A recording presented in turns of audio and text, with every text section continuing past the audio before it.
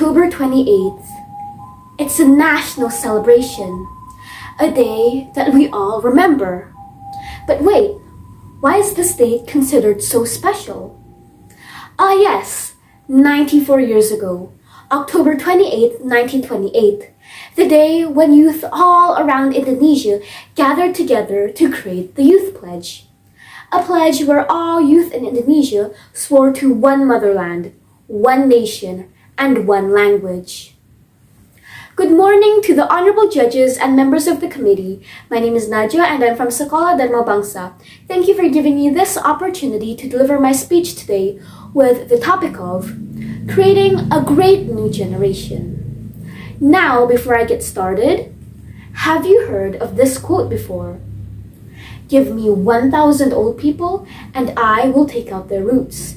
But give me 10 young people and I will shake the world. Now this quote, said by our first president, Sukarno, does a very great job at describing the true potential of young people, or as we call them, the youth. The youth has always played an important role in Indonesia's independence. Without their struggles, we wouldn't have the freedom that we have today. I know what you're thinking. Why is the youth considered so important? Well, it's because we are at the age where our mind and energy are at our best. We may not have as much past experience to offer, but that's because we offer our future. The youth then and the youth now are very different. What if I asked you this question? Whose struggle do you think is more difficult, the youth then or us, the youth now? Now, I know what you may be thinking. The youth then had to go fight in wars while we just live in the comfort of our own rooms. So that's a ridiculous question to ask, right? Well, you're missing the point here. Different generations mean we fight different problems. Just because we don't fight colonizers anymore, we still have an even bigger problem to deal with. The world is changing fast. With pollution, wars, and the rapid advancement of modern technology, the world is becoming more and more complex. Our next generation of leaders will have to be better than the last. But how? How can we create a great new generation? Well, the key here is understanding. We must all try to understand and respect one another, no matter our age, gender, nor ethnicity.